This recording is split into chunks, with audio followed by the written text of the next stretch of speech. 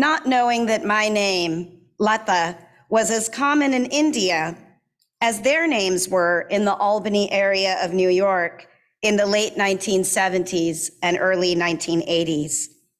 "You're Indian?" they would ask, before launching into a terrible imitation of a Native American war cry. "No, not that kind of Indian," I would correct them. "From India." "India? Where's that?"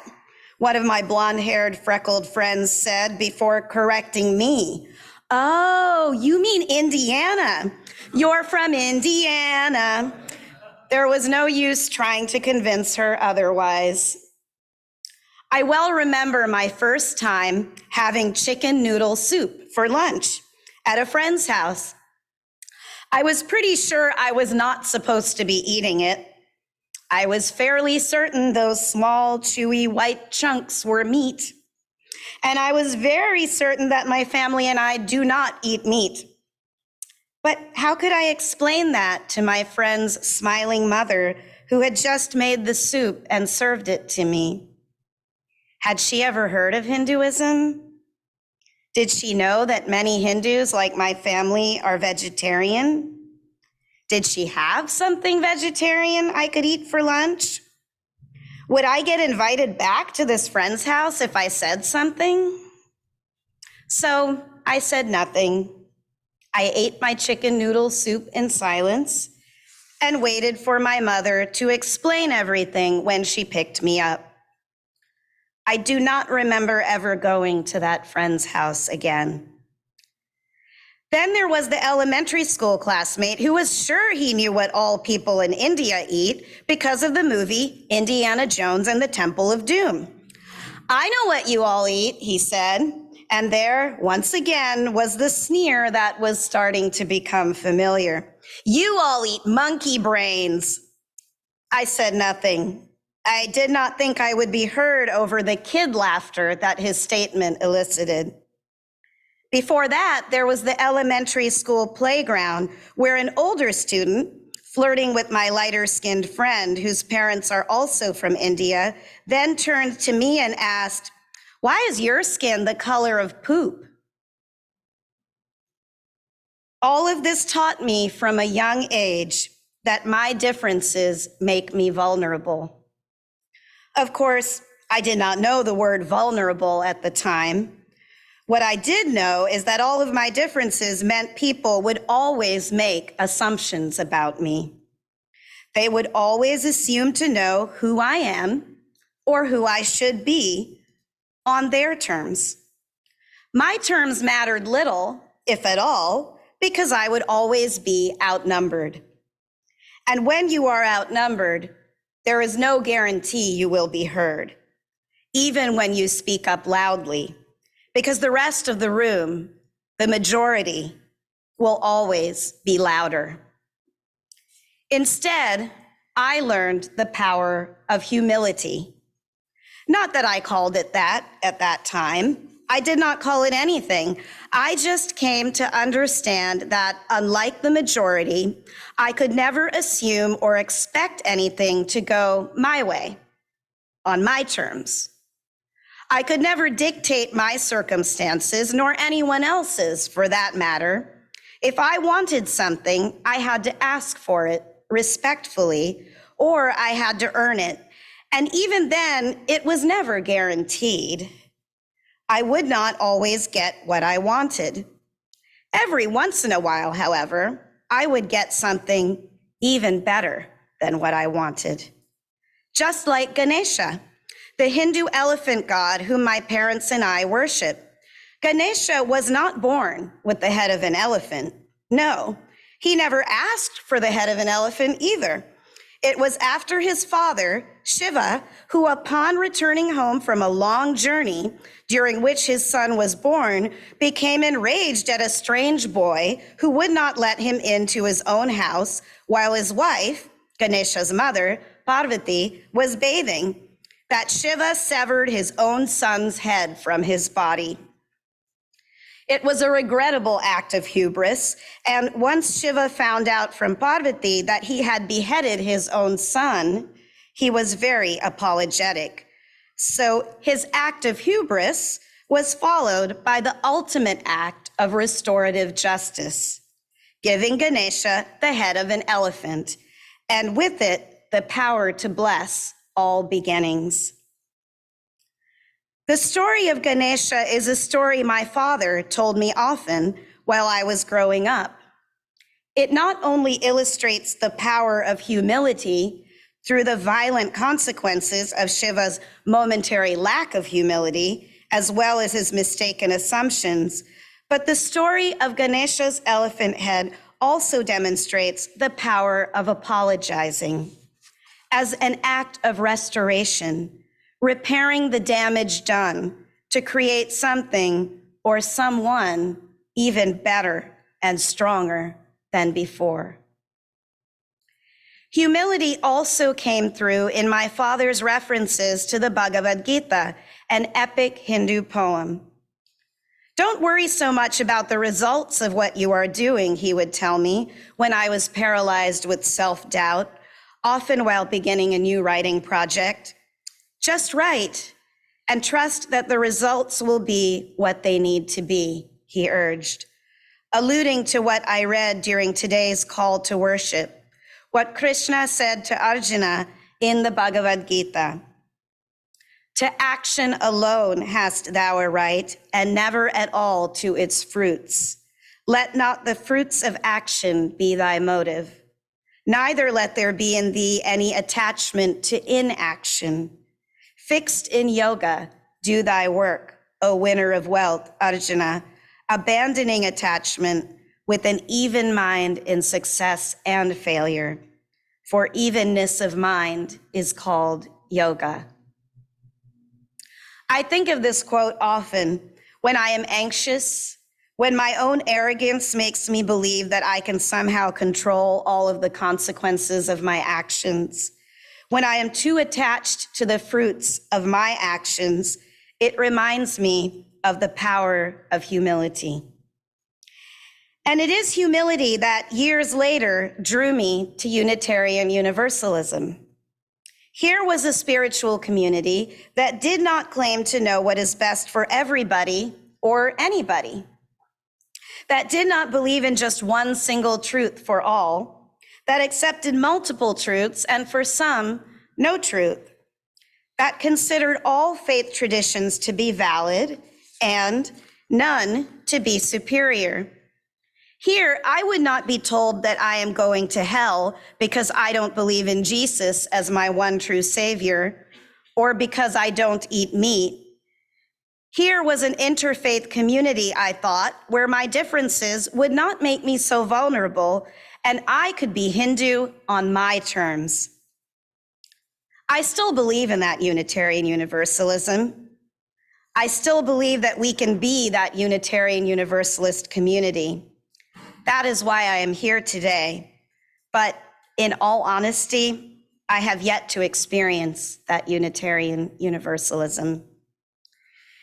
You see, from almost the moment my spouse, David, and I became members of a Unitarian Universalist congregation, I was told what it means to be Indian and what it means to be Hindu by the few members who had visited India or who had relatives who had lived and worked in India, by those who had studied or taught yoga or had taken a class on India and Hinduism, by some who had learned some Sanskrit from practicing Buddhism, and by one member who had read Elizabeth Gilbert's Eat, Pray, Love at the time it was popular. I well remember a couple of members telling me about the RE lessons they had taught about elephant god Ganesha after the fact. When I responded that what they had taught is not quite what I had grown up learning about Ganesha, they replied, well, we followed the UUA given curriculum on Ganesha, as if to say that the UUA is always right, and the UUA's curriculum on Hinduism mattered more than the perspective and experience of the real live Hindu communicating with them at the moment. I share all of this not to say that the UUA was wrong about Hinduism. Indeed, none of the Unitarian Universalists who have told me what being Hindu or being India meant being Indian meant were wrong, but they were not entirely right either. You see, India and Hinduism, as I have come to learn both, are a lot like Unitarian Universalism. They too, traditionally and historically, embrace pluralism, with no one set of practices or beliefs prevailing, but with great diversity in thought, perspectives, practices, and beliefs.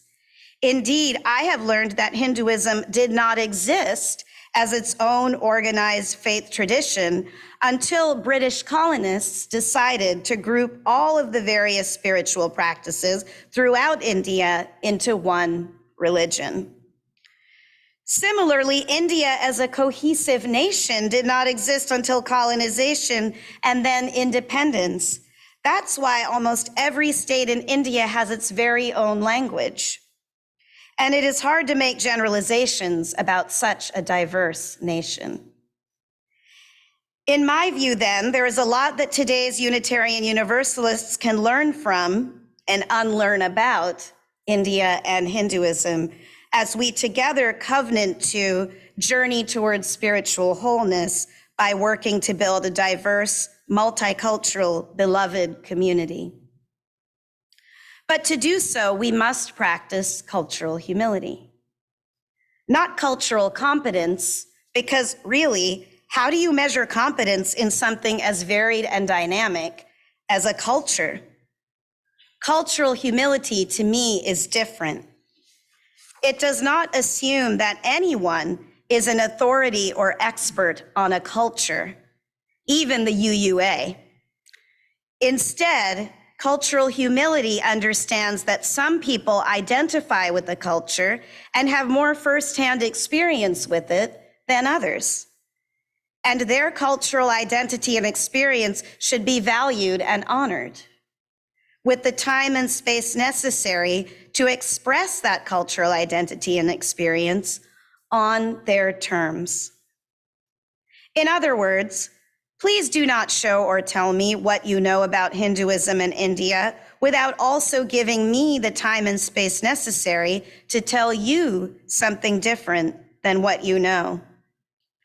That goes for anyone identifying with a culture or faith tradition in which you were not raised. More importantly, please do not just see me or treat me in terms of what you think I represent, but rather as who I am. And the only way for you to know who I am is to grant me the time and space to represent myself on my terms, to honor my inherent worth and dignity, not just as a Hindu Indian American, but as an individual who is both all of those things, Hindu, Indian, and American, and also so much more than all of those things. That is the power of cultural humility. And when you forget, as we all do, and make wrong assumptions about who someone is or who they are not, based on what you think you know, I hope you will recognize your mistake and make every effort to repair it and restore justice, just as Shiva did with Ganesha and Parvati. That is the power of apologizing. Several years ago, I noticed the word humility does not appear in any of the principles of Unitarian Universalism. I was curious about this as I have come to learn that humility is central to many faith traditions throughout the world. I brought this up with then DRE Janice Rennie, who mentioned it to Reverend Rod Richards. I believe that in part led to Reverend Rod's April 8th, 2018 sermon on humility. I was present for that sermon, and I also asked Reverend Rod to share a copy of it with me as I was preparing to give this sermon to you today. He graciously shared it with me. The sermon mostly offered a Judeo-Christian interpretation of humility as the tension between humans being the subjects of God while also being created in the image of God, with Unitarian Universalists, meanwhile, mostly rejecting both relationships between humans and God and thus eschewing humility in favor of humanism. But at the root of both words, humanism and humility, is humus, which, as Reverend Rod said in his sermon, means ground in Latin. So to me, to be grounded in humanism means also to be grounded in humility. We must exercise humility with our fellow humans to respect the inherent worth and dignity of every person on their terms, and also to practice justice, equity, and compassion in human relations, currently the second principle of Unitarian Universalism. Towards the end of his sermon on humility, Reverend Rod gave a quote from Andrew J. Holmes. "It is well to remember that the entire population of the universe, with one trifling exception, is composed of others." I have been thinking about this quote a lot recently after reading Reverend Rod's sermon and while preparing this sermon. And what I've been thinking is that those of us with differences that make us vulnerable to the assumptions of others who always outnumber us, we really do not need to remember this quote. We are already well aware that the universe is composed overwhelmingly of others who are not us, and that those others often have the power to define us. What it would do us, the different ones, well to remember instead is to speak up loudly and ask for cultural humility. Ask for the time and space to represent and express ourselves on our terms. And if the rest of the room is louder, speak up and ask for it again. Believe in the power of cultural humility and sincere apologies, because those of us who are different have more than earned it.